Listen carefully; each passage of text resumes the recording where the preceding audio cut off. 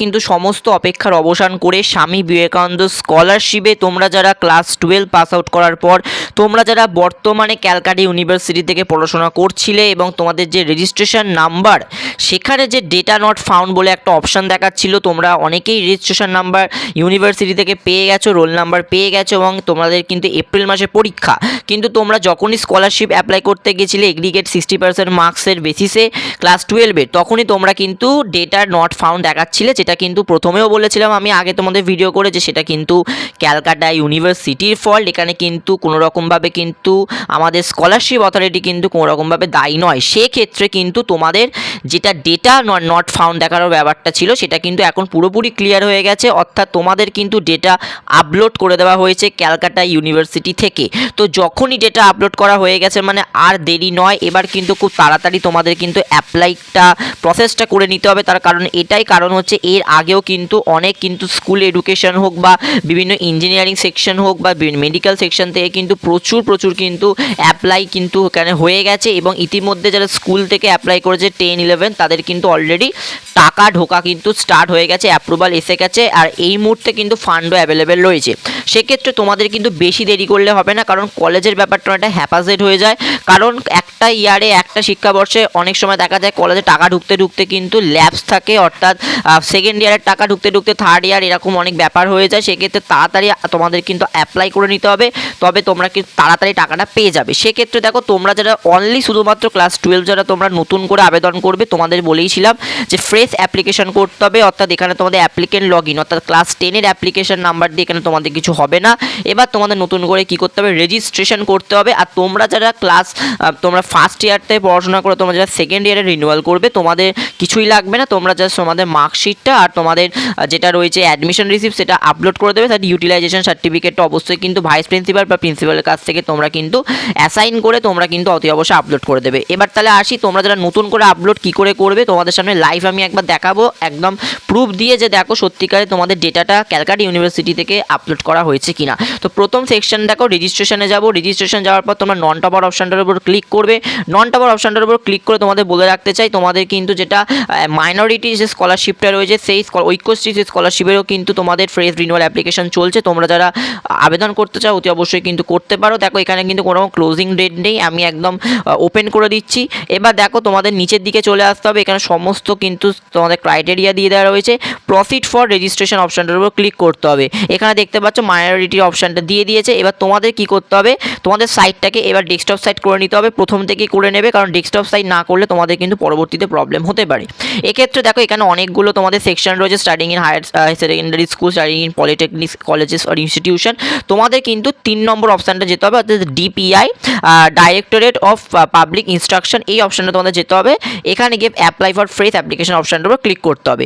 এখানে এবার apply for প্রসেসের পর তোমাদের এখানে মোটামুটি সমস্ত কিছুই তোমরা জানো যে এখানে কী কী দিতে হবে, অর্থাৎ তোমাদের প্রথমে লাস্ট তোমরা যে ক্লাস 12-এ পাস করেছো তার সমস্ত তোমাদের যে বোর্ড, তোমাদের কোয়ালিফাইং এক্সামিনেশনের নাম, তোমাদের কোয়ালিফাই এক্সামিনেশনে তোমরা কত পেয়েছিলে, তোমাদের রোল নাম্বার, ক্লাস 10-এর সমস্ত কিন্তু এখানে তোমাদের দিতে হবে। তো চলো আমি বেশি দেরি না করে এইগুলোকে দিয়ে দিই, তারপর তোমাদের আমি প্রেজেন্ট ইনস্টিটিউশন বা কলেজের রেজিস্ট্রেশনের ব্যাপারটার দিকে আসছি। তো চলো আমি প্রথমে একবার দিয়ে দিই, তারপর তোমাদের সামনে আমি আবার অন স্ক্রিনে ফিরছি।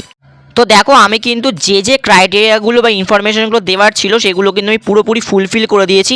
দেখো এখানে তোমাদের যেখানে সমস্যাটা হতো যে প্রেজেন্ট কোর্স অফ স্টাডি, সেখানে তোমরা তোমাদের ডিস্ট্রিক্ট, ইনস্টিটিউশন এবং অ্যাফিলিয়েট তোমাদের যখন ইউনিভার্সিটি সিলেক্ট করতে তোমাদের রেজিস্ট্রেশন নাম্বারের জায়গায় দেখাতো ডেটা নট ফাউন্ড বা নট ভেরিফাইড। এবার দেখো তোমাদের আমি দেখাচ্ছি এখানে কিন্তু রেজিস্ট্রেশন নাম্বার অফ প্রেজেন্ট ইউনিভার্সিটির এখানে কিন্তু আমি রেজিস্ট্রেশন নাম্বারটা কিন্তু দিয়ে দিয়েছি, মানে আমি যার অ্যাপ্লাই করছি সাথে নিচে দেখো ভেরিফাইড অপশানটা কিন্তু এসে গেছে, অর্থাৎ আর কোনো রকম প্রবলেম নেই। তোমাদের এবার খুব সহজে তোমরা স্কলারশিপ অ্যাপ্লাই করতে পারবে।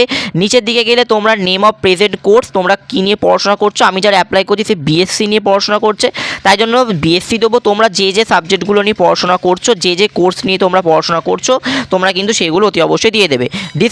ডিসক্লেম অফ কোর্স, তোমরা যেটা নিয়ে পড়াশোনা করছে, এই যে পড়াশোনা করছে স্টুডেন্ট এই যে বিএসসি বায়ো নিয়ে পড়াশোনা করছে, তাই আমি বিএসসি বায়ো দিয়ে দিলাম।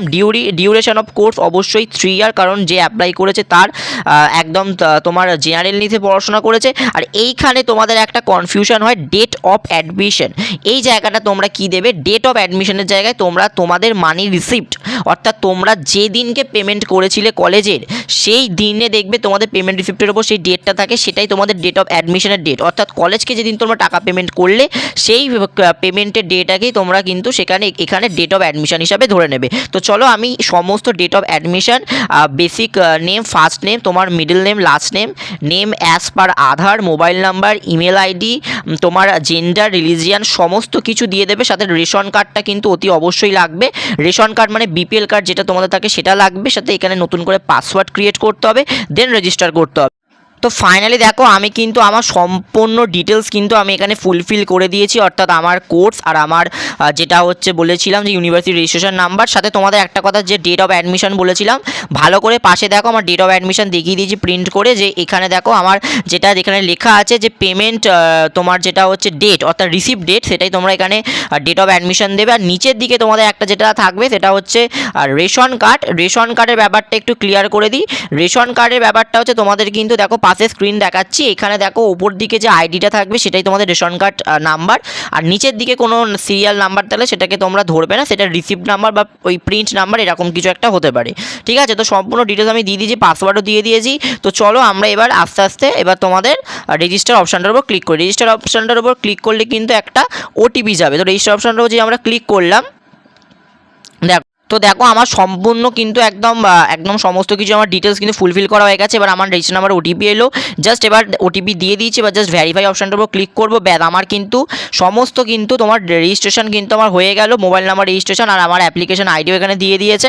তো এরপর তোমাদের কি করতে হবে, এবার তোমাদের সম্পূর্ণরূপে এবার তোমাদের অ্যাপ্লিকেশন আইডি দিয়ে আর তোমাদের পাসওয়ার্ড দিয়ে তোমাদের কিন্তু সম্পূর্ণ ডিটেলসগুলোকে আপলোড করতে হবে। এই ভিডিওটির মাধ্যমে আজকে আমি এইটুকুই তোমাদের সামনে রাখলাম। পরবর্তীতে সম্পূর্ণ ডিটেলস কী করে কি আপডেট করতে হবে সেটা তোমাদের সামনে দেখাবো। আর তোমরা এখান থেকে অবশ্যই ডাউনলোড রেজিস্টার অপশানটার উপর ক্লিক করে তোমাদের রেজিস্ট্রেশন ফর্মটা কিন্তু অবশ্যই ডাউনলোড করে নিতে পারো। আর জন্য এইটুকু যারা ভিডিওটা দেখে জানাই অসংখ্য ধন্যবাদ। Thank you.